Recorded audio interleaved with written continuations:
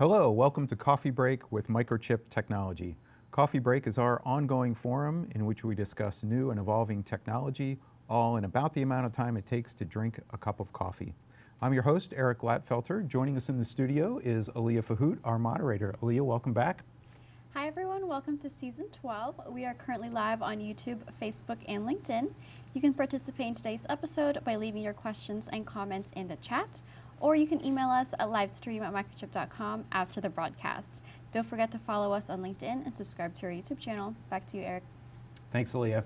Our topic today is silicon carbide your way, from logic to power with ease, speed, and confidence. Also joining us in the studio is Jason Chang, Product Marketing Manager. Welcome back to Coffee Break. Good to be back, thank you. All right, our topic today, silicon carbide, and we're going to talk a lot about modules and customizing modules. Yes. Before we get into the details, I'd like to level set a little bit just on silicon carbide. This may be a little bit old, or a little bit of a rehash, but I think it's worth talking about. Within the power space and within the module space, there's been a transition from IGBTs to silicon carbide. What's driving that fundamentally? Well, primarily a lot of it is the power density. Electrification of everything is driving a high demand for electric power. And to generate the power, you need maximum switching efficiency. So power density is constantly on one way up, increasing. So as you get, the increase go from, say, in the 30 plus kilowatt range, you start looking at efficiency of modules from IGBT to silicon carbide, because silicon carbide just switches much more efficiently. It enables designers to utilize higher power density, but at improved thermals, so you can run at much higher switching frequencies, much higher thermals, and more compact system. All that goes through the systems implementation at the end, where it's more compact and cost-effective over IGBTs and higher density. Okay, so it's all about power density, Power thermals. density and efficiency of switching. Yes. Okay, so within the module space too, obviously people can still design a discrete solution, and there's probably pros and cons. What are the major trade-offs between a discrete solution and a module solution? Before you get on that, I want to highlight an example, if I may. Sure. What the audience is seeing on the screen is actually an example of our own internal IGBT and silicon carbide modules. Just based on what I just mentioned about power density, you see here on paper, it seems like IGBTs is a good spec, 500 amps, 1200 volt module compared to a 143 amp rated module with silicon carbide at the same voltage. So in reality though, as the module warms up, you'll see in the package form factor listed, the actual improvement is actually 2x better in terms of the ability to source the current in the module, in the new silicon carbide module rather, right. And it's also in terms of 5 times lower in terms of energy lossiness, which means more of that goes to the switching efficiency to deliver the electricity, the energy that we need, electrons that we need. So that's very important. And if you look at the package, it shrinks from like a 108 62, already a compact form factor, even smaller 52 by 41 SP1 package. So as you go from similar spec from IGBT to silicon carbide, you'll see that reduction in size as well as the increase in the power and efficiency as well. Okay, so we're not talking about improvements on the couple of percent here. We're talking about 2x, 5x. Factors of right? 2x, yeah. 3x, 5x. Yeah. Okay, big gains. Okay, yes. All right. So on the design side, then let's go back to the trade-offs: discrete design versus a module design, or module solution. What are the major considerations that a customer would need to think about? Well, first and foremost, it goes back to the basic specification. Customer needs to understand what their system and their power specifications are. Once that's determined, then they can look at the power density. Back to the power density question is where they're at. Typically for modules, it's not a rule of thumb, but it just typically we see about 30 to 50 kilowatt range. You start seeing the conversion movement toward module-based design versus discretes. By default, designers probably start off discretes because most of the time it's cheaper and there's more second sources available. Okay. But as the power density increases, then the complexity of design it could be an issue because you have to qualify and test X amount of parallel discrete devices, whereas in a module, the specification fits, the supplier already qualifies the data sheet, all the multiple die that are paralleled within the module to deliver that spec on the output side. So those are very important factors. And reliability, depends how you look at it on the module, just size-wise and component-wise. One module is one component. It's fewer points of failure compared to if you use, say, 16, 32 discrete devices parallel. It just takes one device to fail, and it's just more Design fix. potential for failure. Yeah. Yeah. Okay. Yeah. Okay. So, but not all modules are the same. There's lots of different topologies. Right. Can you talk us through some of the most common topologies? Yes, that's an excellent question because there's dozens of topologies, and based on customers' design specification, they want to know what topologies to use. We show three typical examples here. The most common one is phase leg, shown on the left of the diagram here. You can use two phase legs to create a half bridge, and that's a common switch topology. And each of these half bridges you can parallel into full bridge configurations and into a three-phase output as well. So you can just phases scale up in building blocks, and this phase leg can be used in most applications. Okay. Now, in some cases, customers might want to go to, for example, in this we show here a Vienna topology, a triple Vienna phase leg topology. In this case, the customer wants to closely monitor the input waveform, typically a sinusoid waveform, and they want to tightly control and keep as low as possible the input current, they call it the harmonic distortion.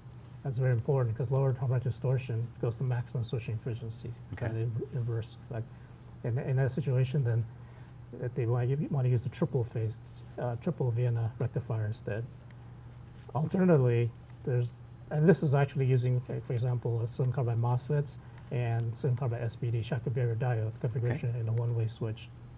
A T-type, on the other hand, can do the same as Vienna rectifier inverter, except it replaces, for example, the Schottky barrier diode bank with another bank of silicon carbide MOSFET. So it's actually bidirectional power delivery capable in terms of, for example, grid tie or some kind of charging application. You go bidirectional with the T-type inverter. So Okay. it basically depends on what topology customers are looking at. Sure. Yeah. Okay, now, there's a lot of stuff going on within each one of these topologies and within the module. So you mentioned SPDs and MOSFETs, obviously the power devices, and I think if I heard correctly, you mentioned like up to 16 or 32 maybe these power devices in parallel. Are there other types of components inside the module, or what are those main types Yes, you of can, for components? example, resistive sensors or temperature sensors can be implemented on board, and you know that can help determine the module, help with the thermal monitoring of the module internally as well. So there's options, and we Okay. have hybrid versions. So well, I'm jumping ahead, but we have hybrid versions Yeah. where customers can also implement additional layers of, for example, PCB or other components and layers in a more of a hybrid integrated package. So Okay. it's- Okay, and there's a lot of different component types, a lot of different There is. package types, so there's a lot of mixing and matching that is possible here. Yes. Okay, all right. So when you get into customizing a module, if one of the standard topologies isn't quite what you're looking for, the specs aren't quite what you're looking for, let's dive into what somebody might think about building a custom module with us. What are the main choices that they could make? What are the things that they could select? Right. Even before they get into that, I just want to point out that there's a wide portfolio. As an example, Microchip SiC module portfolio online. There's a wide portfolio of standard products. So we quite often suggest customers look at that portfolio you had flashed up on the previous slide, and they can choose between topologies, the package that fits, and the type of ratings based on their specifications. More than likely, they can find something close to start with. And then back to your question about customization, well, one size doesn't fit all. What if even the standard modules don't fit? What you see in this diagram here is a breakout of one of our modules, low inductance SV6LI. So importantly, we can help customers customize different layers. First and foremost, the die based on power rating, we can parallel, different RDS on and voltage rated bare die with both SiC MOSFETs and Schottky barrier diodes, depending on the specification. So that's usually, either it's on the surface of the base plate, and then you can wire bond or sinter to attach the rest of the module component layers. The important factor of customization here you'll see are the substrate and the base plate layers, because those all contribute heavily toward the thermal conductivity and lifespan of the module. And on the base plate, copper is the most common.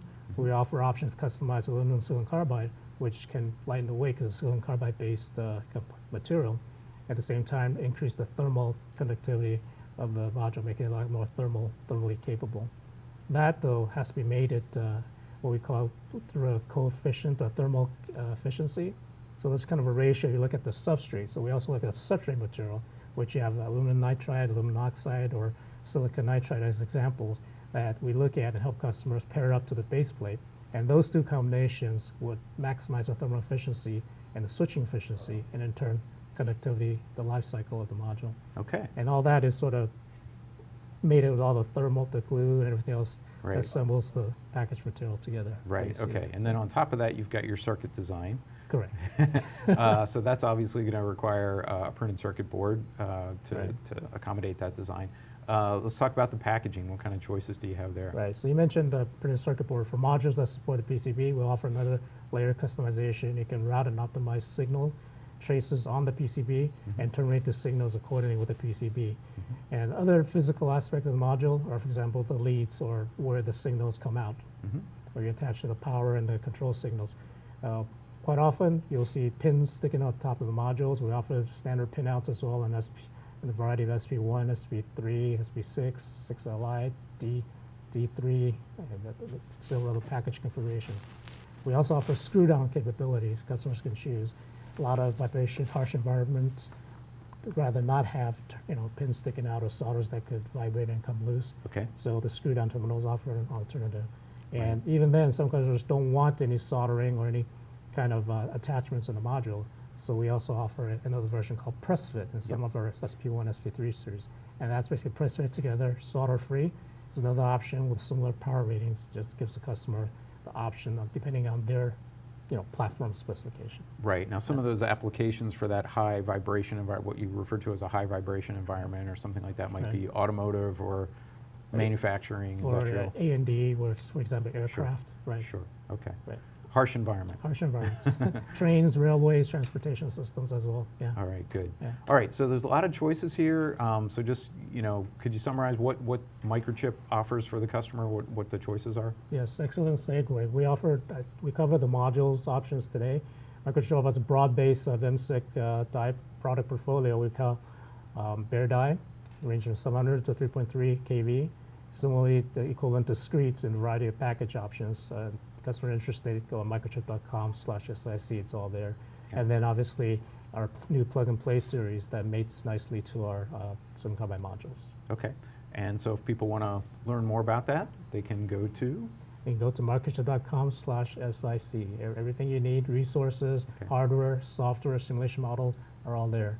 And actually, I have an important point. Simulation models are online as well. We have MPLab power simulator, as well as Plex models for our modules customers can evaluate before hardware. So that's another important aspect. Sure. Customers, whether going from discretes to SiC modules or IGBTs to silicon carbide modules, they can evaluate before hardware. So we've provided optional tools to get customers to Okay, silicon carbide. this sounds like that'll ease the transition process a little bit. Absolutely. Okay, Yeah. excellent. Thank you so much for that overview, Jason. At this point, let's see if we have any questions from the audience. Leah, back to you. Yes, we have a question from Atharva on LinkedIn. What are the key advantages of using MSiC modules in high voltage applications? When just using modules, you get a lot of the higher power density. For example, if your design is you can use it in lower power ratings, but typically if your design is, for example, 10, 30, 50 kilowatts and increasing, then obviously modules could be a consideration because that will give you a quicker time to market because the module is pre-qualified by data sheet from the vendor and easier time, well, I would say easier time, but a more efficient qualification in your system because there's one module that's already determined by data sheet specs instead of paralleling so many discrete devices. So those many things power density. You will realize at the end that your system in the module in the higher power density may actually come out more compact than using discrete devices, which require a lot of real estate on PCB to lay out. Awesome. Another LinkedIn question is, what materials are commonly used in the construction of MSiC modules? What material? Well, that's a packaging question. Well, I deal mostly with like substrates. There's the substrate and base plate that are sandwiched with the die sandwiched in between. So obviously you have the base plate and substrate material to consider, and also the die consideration, which type of MSiC bare die would fit the specification. So that's all paired up. And then there's obviously assembly, for example, whether it's screw to certain torque specifications and the glue, that thermal paste that holds all the layers together. All that gets basically assembled together to certain torque specifications and with the pins or screw down terminals brought out on the surface. Good. Next question is also from LinkedIn. How do MSiC modules enhance power density? It's back to the actual integration aspect, because it's a module, and depending on your topology, back to setting specification and topology, once you determine that, then we have the flexibility including the right voltage level of the die family, bare die family, the right RDS on value that's at the end result paralleling multiple die to meet the customer specification, and it's qualified. So all that kind of culminates into a module that customers should be able to put into design and start right away. Awesome. Yeah. Next question is, how can designers leverage the ruggedness of MSiC modules for high power designs? Leverage the ruggedness of high power design. Well, we qualify our standard, our devices to a variety of standards. For example, if customers have an AAD requirement, we will qualify our modules to AS9100 standard, for example. Or if they have automotive requirements, we're able to, and this is module part number CPN specific, but we can take that module and help the customer qualify it to the AQG 324 automotive module standard. So there's several standards that we would qualify to depending on the customer's application. Great. Next question we have is from Pradeep. What can a power designer gain by moving from IGBT to SiC power modules? Well, one thing is obviously higher power density and much improved thermals. And because the thermals are improved at the module level, there's fewer, I guess, heating thermal components we need to dissipate the heat. The module can handle a lot of that through the combination of the die and the materials used, like matching the coefficient, thermal coefficient of the base plate and the substrate. So when you put all that effect into consideration, the power density increased significantly in a module over the equivalent paralleling of devices. So when that happens, then the customer is able to use much higher density solutions for the same real estate or even more compact real estate. Like I mentioned earlier, I think I said about typically 30, 50 kilowatt range and above, they'll start realizing that advantage. Good. Next question from Rohan. At what power level to consider using SiC modules over SiC discretes? And typically, not a rule of thumb, it's 30 to 50 kilowatt range typically. You can use a low, if your application requires the compact form factor or can accommodate, prefer a module design, you can go much lower. But typically 30 to 50 kilowatts and above, the hundreds of kilowatts, even megawatt systems, you would use modules for sure. Great. This one is from Tim. What is the max current during high parallel of die in modules? It'll depend on the mod topology and the module selected. Typically, our modules range from 100 to roughly around 600 amps and increasing of a continuous current. And some modules will be rated eventually at over 1,000 amps capability when we come out with newer products. So it's a wide range depending on topology. All right. Well, those are all the questions I have for you. Thank you, Lynn. Jason. Right. And for the audience, if you have additional questions or comments, you can email us at livestream@microchip.com after the broadcast. And don't forget to follow us on LinkedIn and subscribe to our YouTube channel. Back to you, Eric. Great. Thanks, Aaliyah. Thanks, Jason. Thank you to our audience for joining us today. Please visit us at microchip.com/coffee break. There you can see the remaining episodes in our season 12, which we've just kicked off. So we have 5 more episodes coming every 2 weeks. You can sign up for notifications, and you can also peruse our library of previously recorded sessions. So we have about 60 or 70 sessions already recorded that you can take a look at as well. Thank you again. See you next time.